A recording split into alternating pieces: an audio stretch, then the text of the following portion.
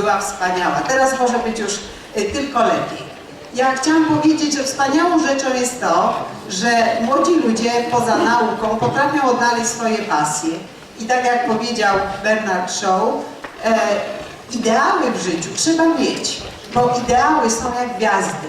Nawet jeśli nie można ich sięgnąć po nie, to należy orientować się na ich kierunek losu i kierunek drogi. Zatem życzę, żeby to przedstawienie się udało i realizowało ideały, które przyświecały twórcom. Państwa proszę o cierpliwość i również wyrozumiałość, choć przygotowane przedstawienie jest naprawdę wspaniale. Gdyby się coś zdarzyło, to tylko dobrymi oklaskami można wspierać zawsze aktorów. Na te oklaski aktorzy liczą również na koniec przedstawienia.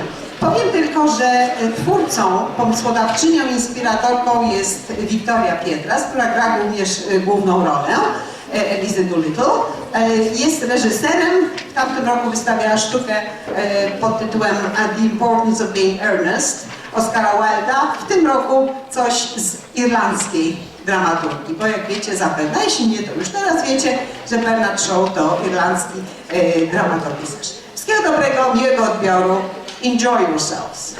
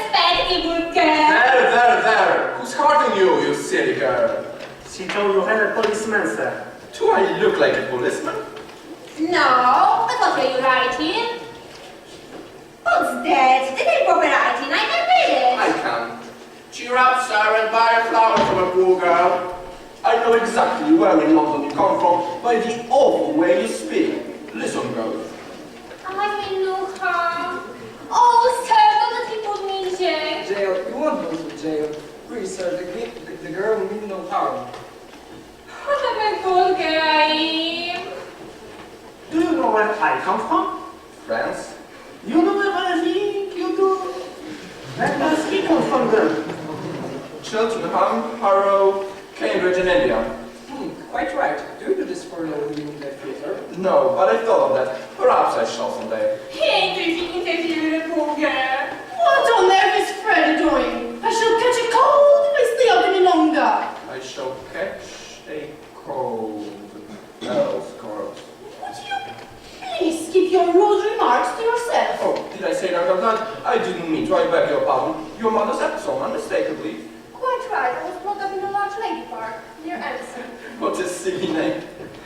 Excuse me, did you say you wanted a cab? Don't you dare speak to me. Oh, please, please, Clara. We should be grateful to this man if you find us a cab. Oh. Oh, thank you, sir. I don't know whether you noticed it, but the rain stopped about 2 minutes ago. Finding people like that. How would we like it? Oh, it's quite fun. Come along, Clara. How do you do it?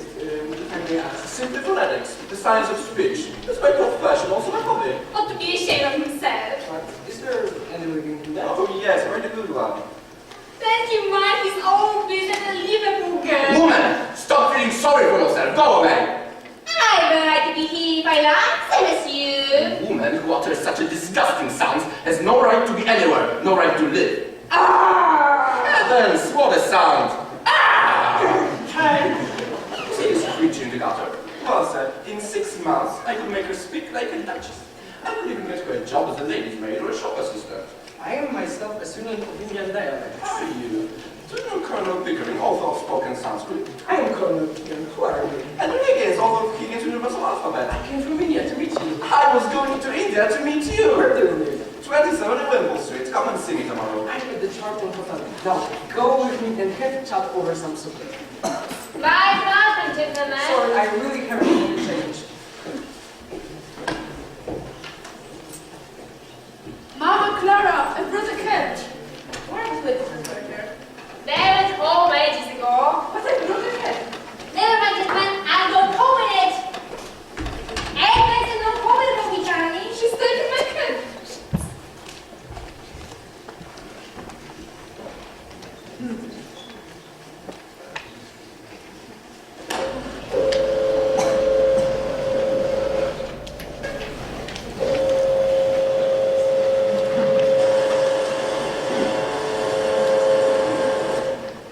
Well, I think that's everything. It's really amazing. You know so much about phonetics. Would you like to hear about any of it again?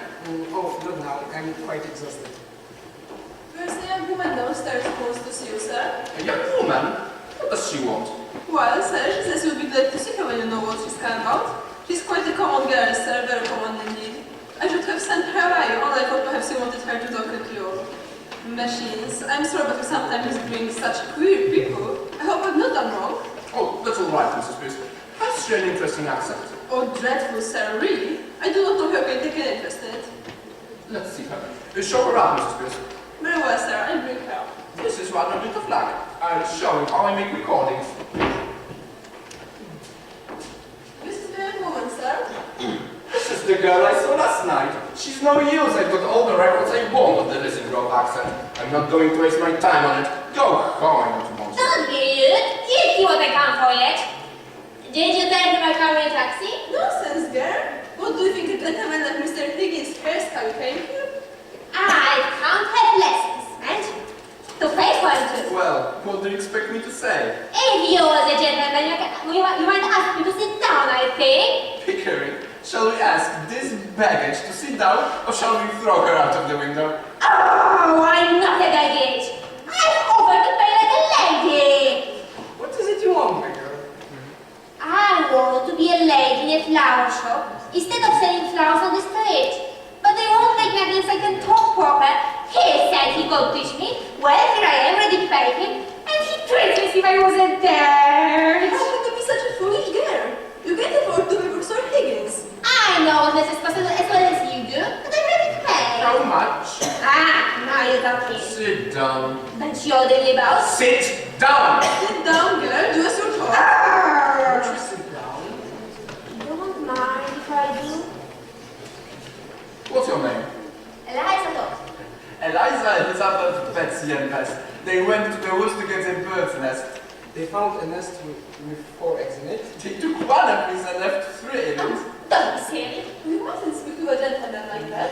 Well, he speaks sensible to me. Come, back to business. How much do you propose to pay me for lessons? A friend of mine gives French lessons for 18 pounds an hour from a real French gentleman. You're teaching me my own language, so I won't give you more than a shilling. You know, Pickering, if you consider a shilling, not as a simple shilling, but as a percentage of this girl's income, it works out as full equivalent of 60 or 70 guineas from a millionaire. How so? Figure it out. A millionaire has about 150 pounds a day. She earns about half a crown. She offers me 2/50 of her day's income. 2/50 of a millionaire's income would be somewhere about 60 pounds. By George, it's enormous. It's the biggest offer I ever had.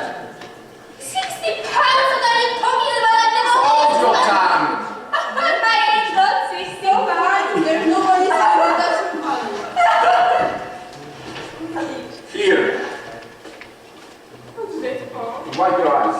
Wipe any part of your face that feels moist. Remember, that's your handkerchief and that's your sleeve. Don't mistake it one for the other if you should become a lady in a shop. It's no use talking to her like that, Mr. Higgins. She doesn't understand you. Here, you give me that handkerchief. He gave it to me. He did. I think it must be hers, Mrs. Pierce. Now, please, I'm interested. Whoever teaches Eliza those who speak is the greatest teacher alive. Will you take on this challenge, please? I will pay for the lessons. Oh, thank you, sir. This is almost irresistible.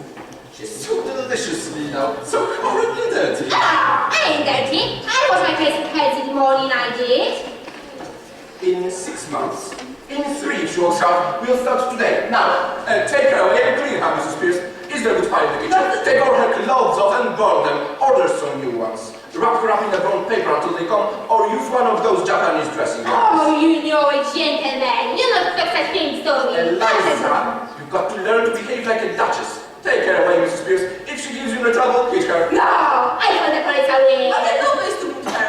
Put her in the dustbin. Oh. Come, Higgins, be reasonable. My dear Pickering, I just want to be kind to this poor girl. We must prepare her for her new role in life. But sir, you just can't take a girl up like as if we were picking up a pebble on the beach. Why not? Why not? Because you don't know anything about her. What about her parents? She may be married, God. There, as the girl very politely says, "Car." Married indeed. Don't you know that a woman of that class looks a worn out graduate of 50 a year after she's married? Good man. By George, Eliza! The streets will be strewn with bodies of men shooting themselves for your sake before I come with you. No, sir, you don't speak to a girl like that.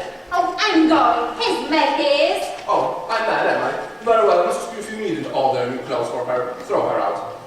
You see now what comes with being tricky? I didn't want no clothes. I wouldn't have taken him. I can't buy my own clothes. You're an ungrateful and wicked girl. This is all the thanks I get for offering to take you off the street and dress you beautifully and make a lady of you. Stop it, Mr. Higgins. I will not allow it. It is you that is wicked. Go home to your mother girl and tell her to take better care of you. But I ain't got no mother. You can adopt her, Mrs. Pierce. Take her downstairs. What's to become of her? Is she to be paid anything while she's here? What on earth would she want with money? She will have her food and her clothes. She'll only buy beer if you give her money. It's a lie. Nobody ever saw me drink. Oh, does it occur to you, Higgins, that this girl is something else? Oh no, I don't think so. Not any feelings that we bother about. Have you, Eliza? I've been my feelings same as anyone else has. But what is going to happen to her when you've done your teaching? You Well- must think about the future. When I'm done with her, you can throw her back into the street. Oh, you no feelings. You don't care for anything but yourself. I've got enough of this. I'm going. You ought to be ashamed of yourself, you ought. Have some chocolate, Eliza. How do I know it's not poison? I have one. You idiot. You shall have boxes of them. You shall live on them. Oh, look at everything. Oh, I'm glad not to take it out of my body. I think you said you came in a cab. What if I did? In future, Eliza, you can take cab every day and have all the chocolates you can eat. You shall marry an officer in the guards with a beautiful moustache. Oh, don't tempt the girl, sir. It's not right. Higgins, if this girl is to put herself into your hands for 6 months for an experiment in teaching, she must understand what she's doing. How can she? She's incapable of understanding anything. Oh! There, that's how you get out of Eliza. No use explaining. Her orders, that's what she wants. That's it. You are to live here for the next 6 months. Learn to speak beautifully like a lady in a flower shop.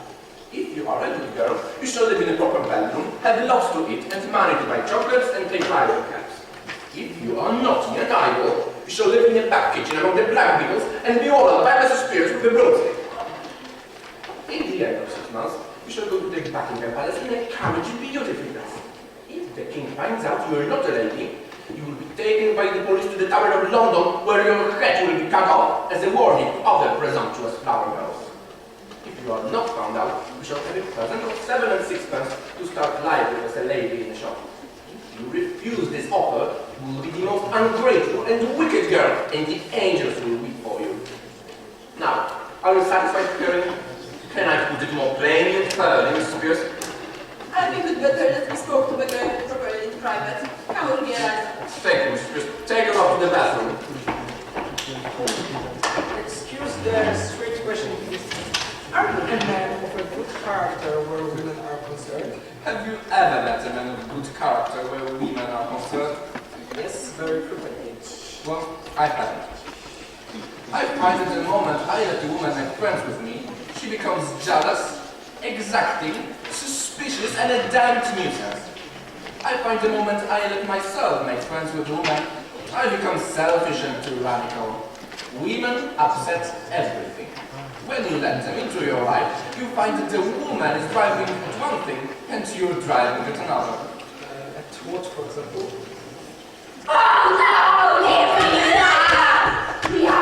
You reasonably have to take a bath. I've seen it back. Not that I can't I get the cold like myself. I would cheat myself to death. Professor Higgins takes a hot bath every day. Professor Higgins, that wicked man? That ain't no man, I'll tell you. I've never ever taken a bath before. Stop whining, girl. Go to your room, take everything off and put on that bath coat. I can't do such a thing. I'm a good girl. I've never ever taken everything off. What are you talking about, you silly girl? Don't you take everything off every day before going to sleep? Of course I don't. Do you mean you sleep in the same underwear you were during the day? Yes.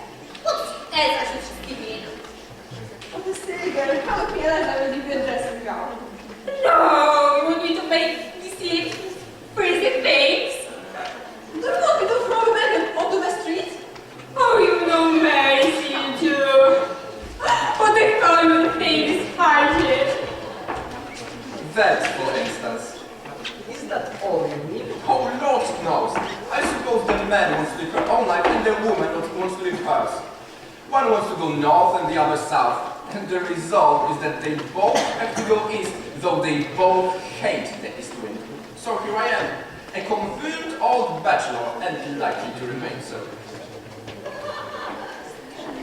There's an assistant downstairs, sir. Alfred Wood. He says we have his daughter here. Send him up.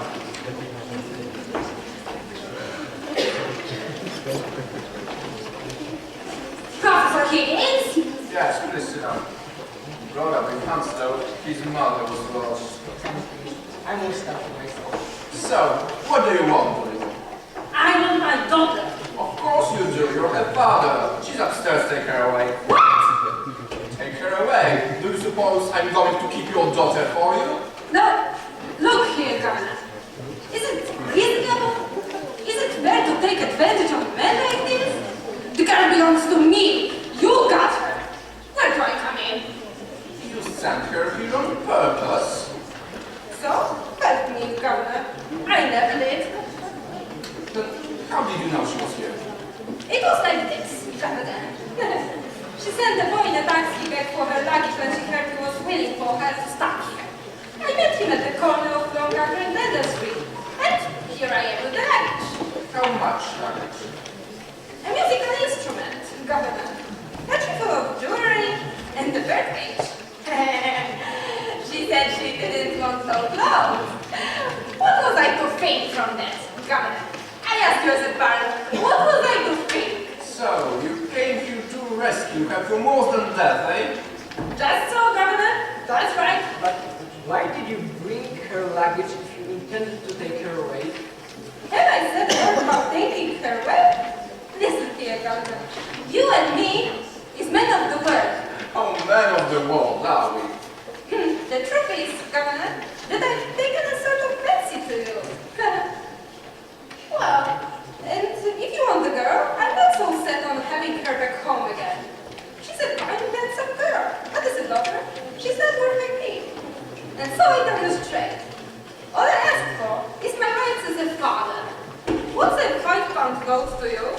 And what's Eliza to me? Probably you ought to know that Mr. Higgins' intentions are entirely honorable. Of course they are, Governor. If I thought it wasn't, I was 50. Do you mean to say, you callous rascal, that you would sell your daughter for £50? Yes. I don't know morals, man. Can't afford them. Neither could you if you were as poor as me. I don't know what to do, Pickering. There can be no question that as a matter of morals, it's a positive crime to give this chap a farthing. And yet, I feel sort of rough justice in his claim.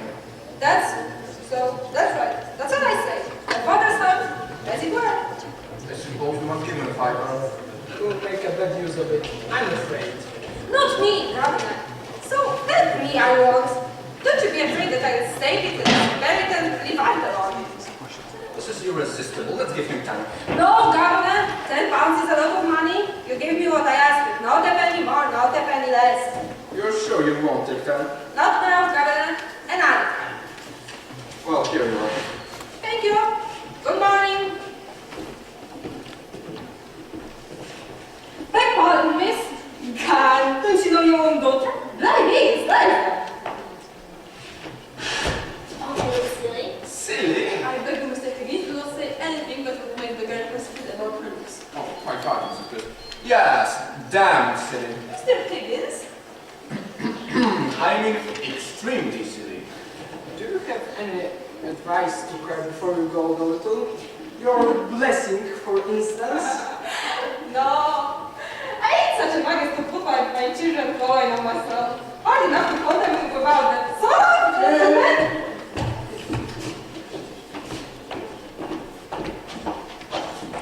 Eliza, let's go to your room and start your lessons. Repeat. A. No, A.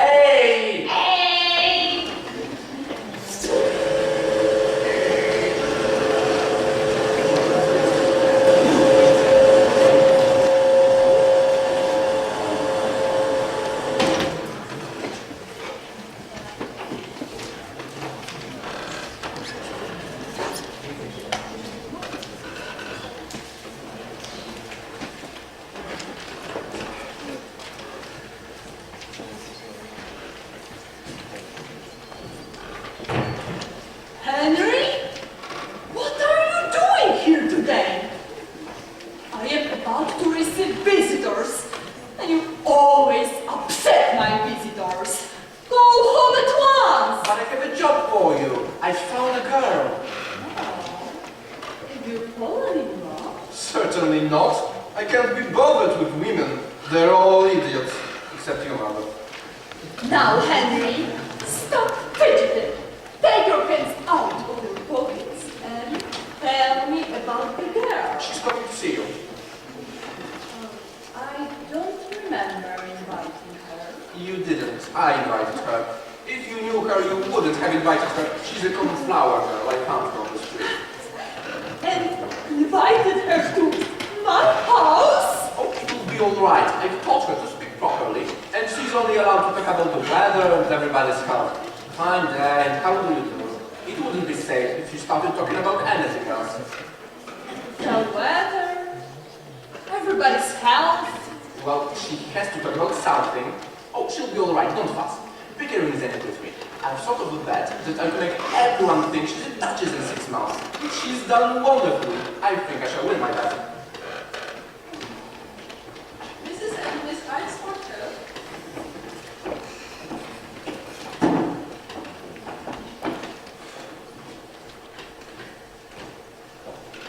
My son, Henry.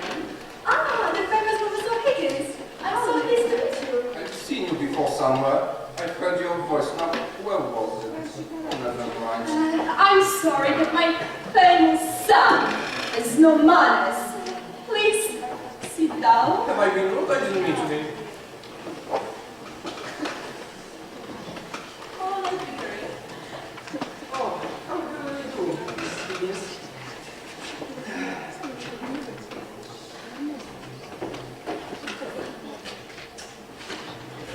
I'm so glad you've come.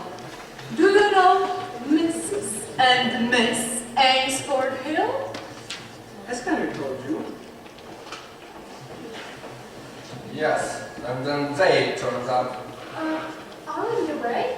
No, you have come at just the right time. We want you to meet a friend of ours. Mr. Elynsford-Hill? More of them.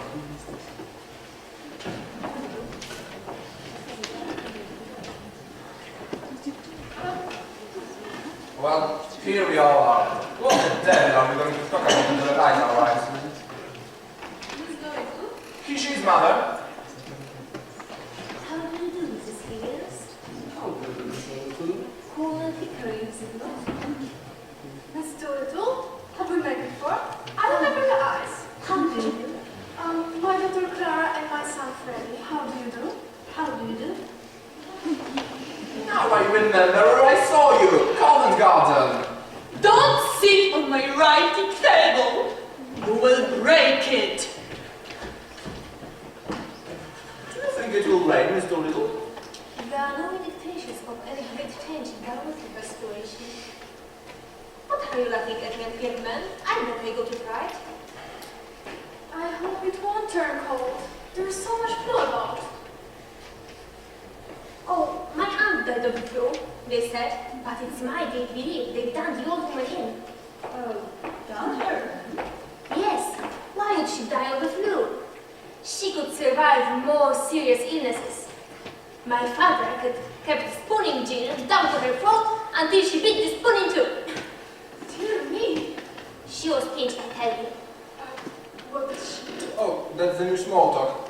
To do a person in means to kill them. To pinch them means to poison them. Do you mean your aunt was killed? Certainly. Those that she lived with might have killed her to get her pet. But it can't be right for your father to pour gin down her throat. It might have killed her. Not her. Gin was like milk to her. Do you mean she drank? Drank? My word, she surely did. How dreadful for you. Oh, things not all bad. When my father lost his job, my mother used to give him 4 pence to go out and get drunk, so he was fit to live with.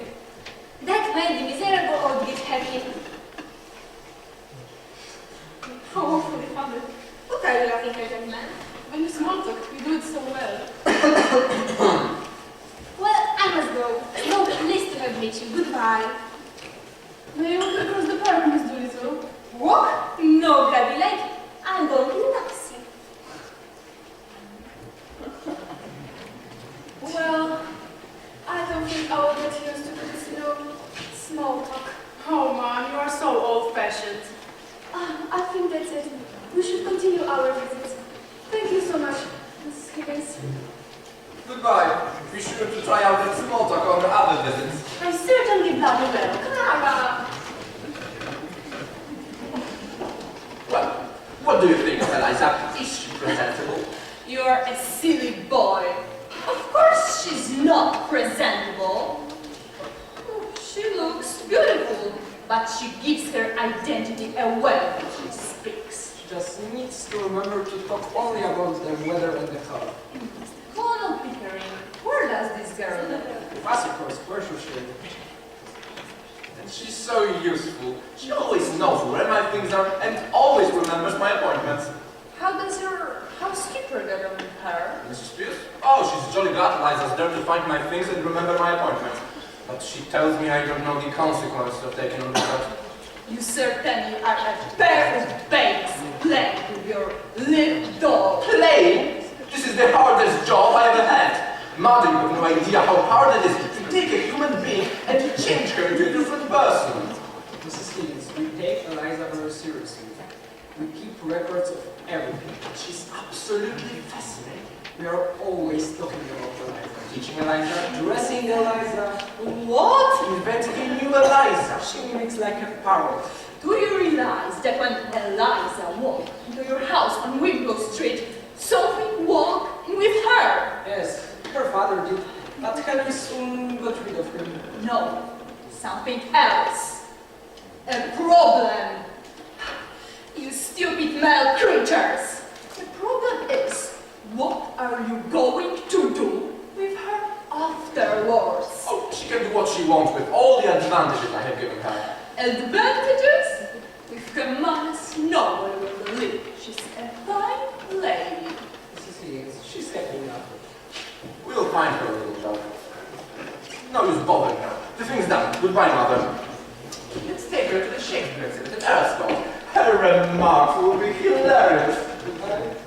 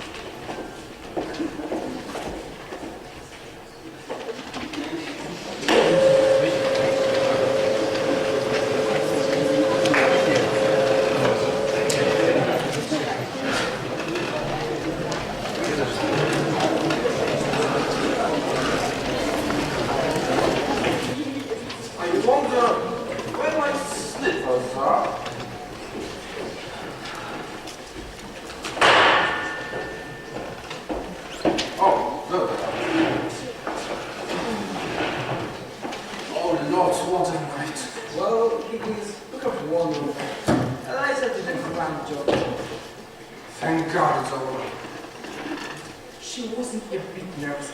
I was. I wasn't nuts. Just tired. This whole business has been a bore.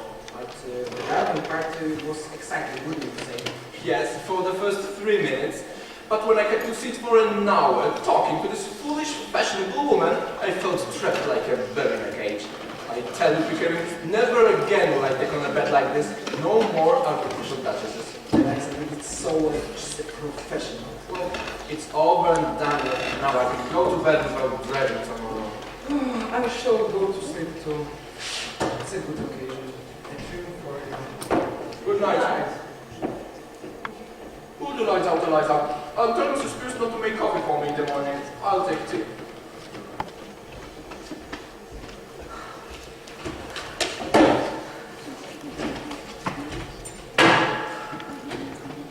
My sisters. What's the matter? Anything wrong? Nothing's wrong. I brought your bed for you, haven't I? That's enough for you. I don't bet, I suppose. You won my bet! You! Insolent insect! I won it! What did you call this sleep present me for? Because I wanted to smash your face. Why didn't you leave me in the gutter? Your fake gut is all over it. Now you can call me back then, don't you? Put your clothes where you get! Sit down and be quiet! What's to become of me? How do I know what's to become of you? What does it matter what becomes of you? You don't care. You wouldn't care if I was dead and nothing to you.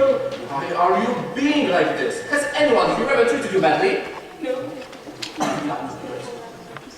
Perhaps you're just tired. Would you like a glass of champagne? No, thank you. You must have been anxious today. There's nothing more to worry about. Oh God, I wish I was dead. You're just tired. Go to bed. What am I fit for? Where am I to go?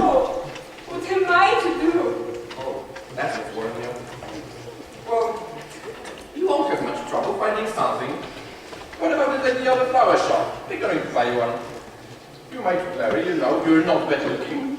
Except now, of course, because you've been crying. You go to bed and have a nice rest. You look a lot better in the morning. Almost go to bed. What did I come here for? You see this. Oh, yes, good enough. Before you go, I'd like to ask you something. Do my clothes belong to me or to Colonel Pickering? What use are they to Pickering? You might wonder for the other girl you pick up to experiment on. Is this the way you feel towards us? All I want to know is whether anything belongs to me. My own clothes or bed. I want to know what I can take with me. I don't want to be accused of stealing and just a cold cat. Stealing? You shouldn't have said that, Eliza. You may take the whole household if you like, except the jewels. They are hired. Does that satisfy you? Will you take this and keep them safe? I don't want to get blamed if they go missing. If these belong to me instead of the jeweler, I will run them down your ungrateful throat, you helpless gutter knife. This ring is in the jeweler's. This is the one you got me invited. I don't want it. Don't hit me! Hit you? How could you accuse me of such a thing? You have wounded me to the heart. You have caused me to lose my temper, a thing that has hardly ever happened to me. I prefer to say nothing more tonight. I'm going to bed.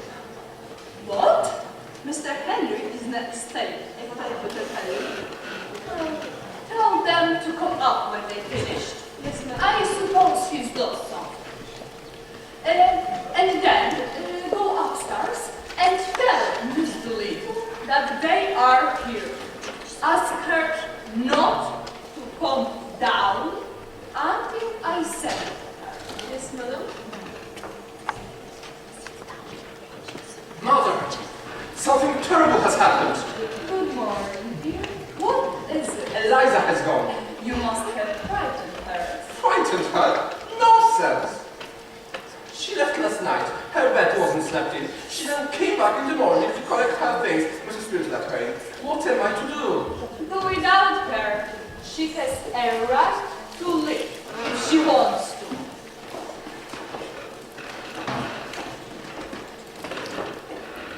Good morning, Mrs. Higgins. Has Henry called you? What did the policeman say? Did you offer reward? Have you sent the police after Eliza? Of course, what are police for? We want to find her. Mr. Henry, there's a gentleman, Mr. Doyle, downstairs that wants to see you. Do you mean the dustman? Dustman? Oh no, sir, a gentleman. Is this some relative of Eliza's we don't know about? Send him up quick.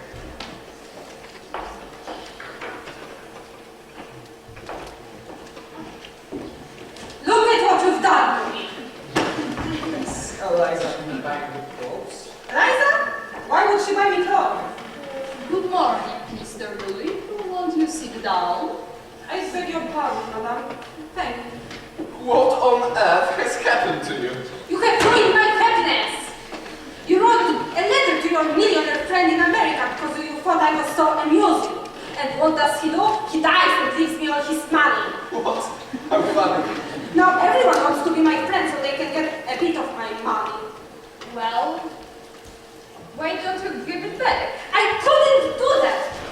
I had to pay my hair black to keep my job as a dustman. What would become of me? Well, that solves a problem. You can look now after Eliza now. Yes, Eliza and everyone else. Certainly not. I paid £25 for her. You took that money for the girl and you have no right to take her back. Henry, don't be silly. If you want to know where Eliza is, she is upstairs. Upstairs? Then I shall fetch her down right now. Sit down, Henry. Be quiet. Eliza came to me this morning. She told me of the brutal way to treat her. What? Henry, did you bully her after I went to bed? No, she bullied me. She threw my slippers in my face. Why? What did we do to her? I think I know why. Is the girl affectionate, Mr. Dewey? Yes, she takes after me. That's it. She has become attached to you both. She worked hard for you, Henry. And when she performed brilliantly, and you won your bet, you two sat there ignoring her. You said how your blood was all over and how you're bored with the whole thing. We said, How could you be surprised when she threw slippers at you? I would throw bricks at you. we said nothing except you were tired and wanted to go to bed. Are you sure about that? Absolutely not. Did you thank her, or admire her, or tell her how splendid she'd be? She knew all that already. Perhaps we were a little inconsiderate. If you promise to behave yourself, Henry, I will ask her to come down. Very well. Behave yourself, Pickering. Let us put on our best manners for this creature that we picked out of the mud. Remember your promise, Henry. Mr. Doolittle, please step onto the balcony for a moment. I want her to make up with this gentleman before she sees you in your new clothes. As you wish, madam. Now, Henry, be good. I'm behaving myself perfect. He's doing his best, Mrs. Higgins. Henry, dearest, you don't look nice like that. I wasn't trying to look nice. Where is that girl? You have to wait all day? Oh, thank you, Professor Higgins. So glad to see you, Colonel Pickering. Quite chilly this morning, isn't it? Stop playing silly games, Eliza! Get up and come home now, you fool! How nice, Henry! I'm sure resist an invitation like that? I have created this thing out of the squashed cabbage leaves of Covent Garden, and now she pretends to be a fine lady. Oh, I'm only a squashed cabbage leaf. No.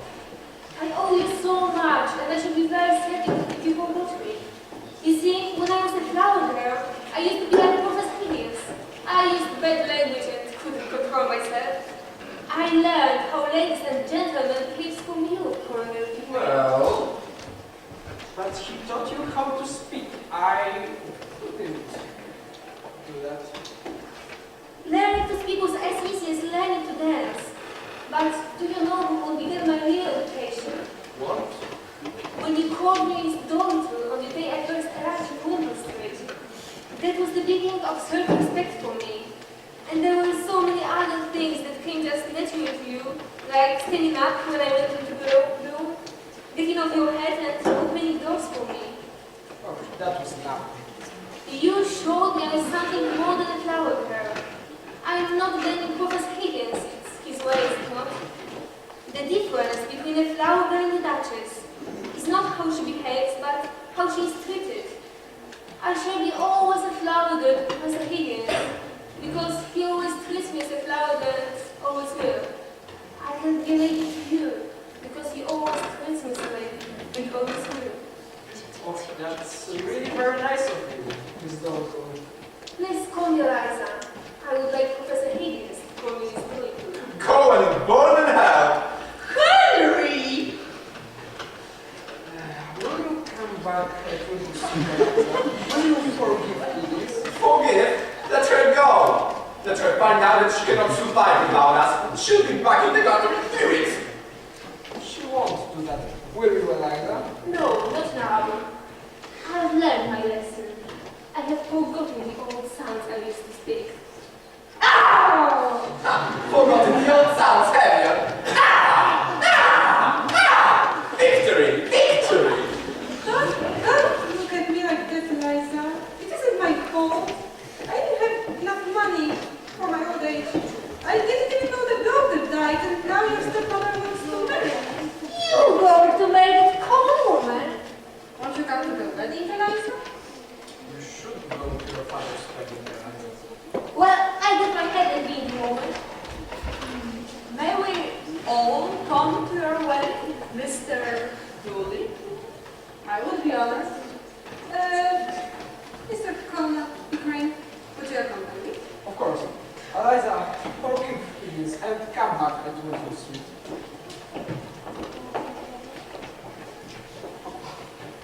Well, Eliza, are you going to be reasonable? You only want me to pick up your slippers and put up with your tenders. I haven't said I want you back at all. And as for my manners, they're exactly the same as Colonel Pickering's. That's not true. He treats a flower girl as if she was a duchess. And I treated the Duchess as if she was a flower girl. I don't care how you treat me. I don't mind your swaying to me. Your bastard buzz is all about his knockers for the people inside. I can't do without you. I know you can. You wanted to get rid of me. You never asked yourself, I suppose, whether I could do without you. You will have to do without me. I can do without anyone, but I shall miss you, Eliza.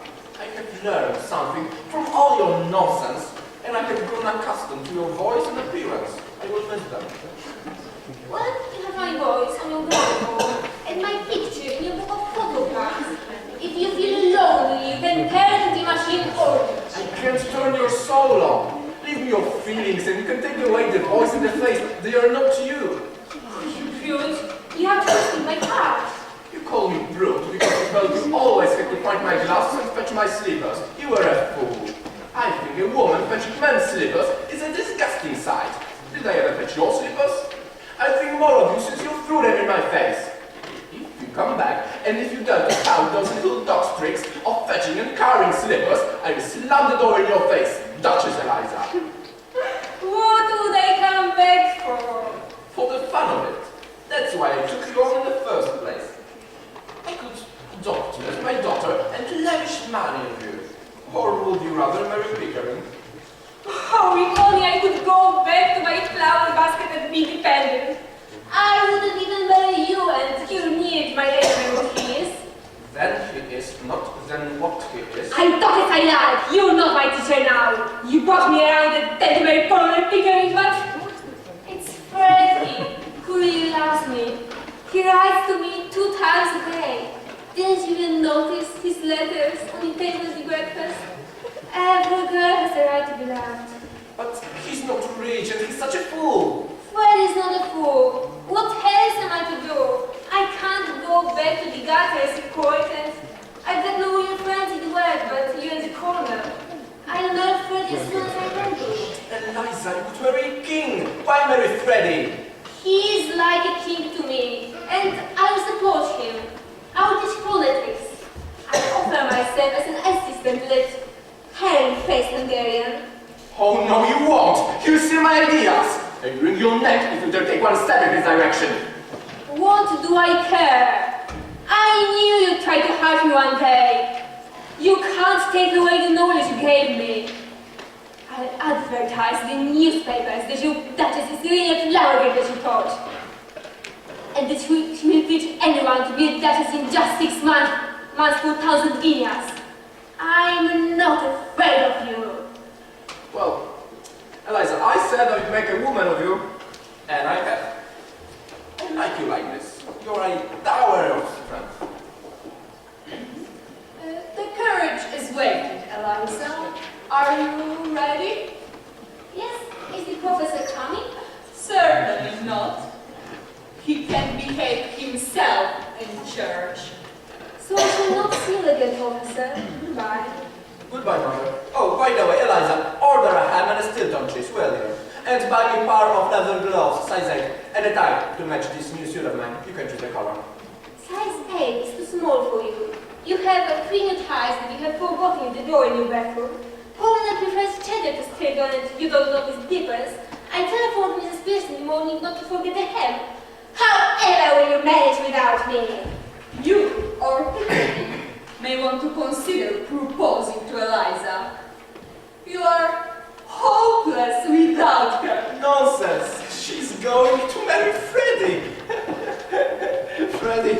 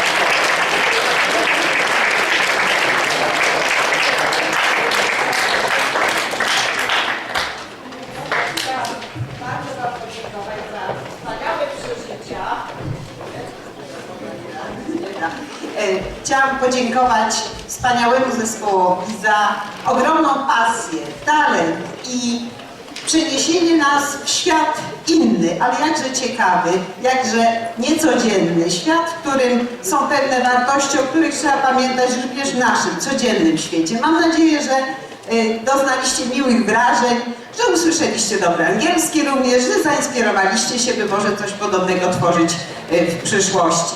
Jednocześnie chcieliśmy bardzo podziękować pani dyrektor i panu dyrektorowi, zapraszamy na scenę, Już udostępniam.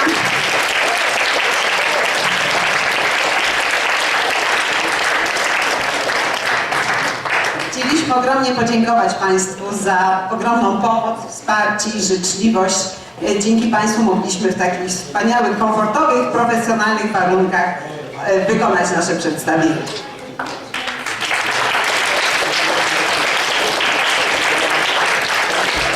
Dziękuję bardzo Pani Profesor. Dziękuję wszystkim Państwu, całej młodzieży z pierwszego liceum. Chcę powiedzieć, że dla nas to, że tu jesteście, jest także ogromną przyjemnością. Nie chcę się powtarzać, większość wie, że ja w jedynce się czuję jak u siebie. Mnóstwo lat miałam przyjemność przepracować w Waszym wspaniałym liceum i chciałabym, żebyście Wy tutaj, żebyście to poczuli po prostu i żebyście się u nas też tak czuli jak ja w Waszej szkole po prostu. I bardzo jesteśmy szczęśliwi, że Was tu mogliśmy gościć. Dziękuję Pani Dyrektor, Pani również Iwonie Pokrzewińskiej za nawiązanie z nami tego kontaktu i zapraszamy Was częściej. Jesteśmy tutaj naprawdę otwarci na wszelkie Wasze pomysły. Jeśli się dobrze na naszej scenie czuliście, to naprawdę zapraszamy częściej. Z wszelkimi pomysłami. A jeszcze chcę powiedzieć, że tutaj przede wszystkim ta wspaniała odtwórczyni roli głównej bardzo moje serduszko poruszyła przy pierwszej wizycie i nie ukrywam, że to też miało ogromne znaczenie. Bo Wiktoria, tak, to jest Wiktoria właśnie, no tak powiem krótko. Kontakt z Wiktorią zawsze kończy się Wiktorią. Także dziękuję jeszcze raz. I tak zapraszamy naprawdę do nas wszelkie pomysły, po angielsku, po polsku, co sobie wymarzycie, to jeśli do czegoś się przydamy, to drzwi są otwarte. Dziękuję bardzo.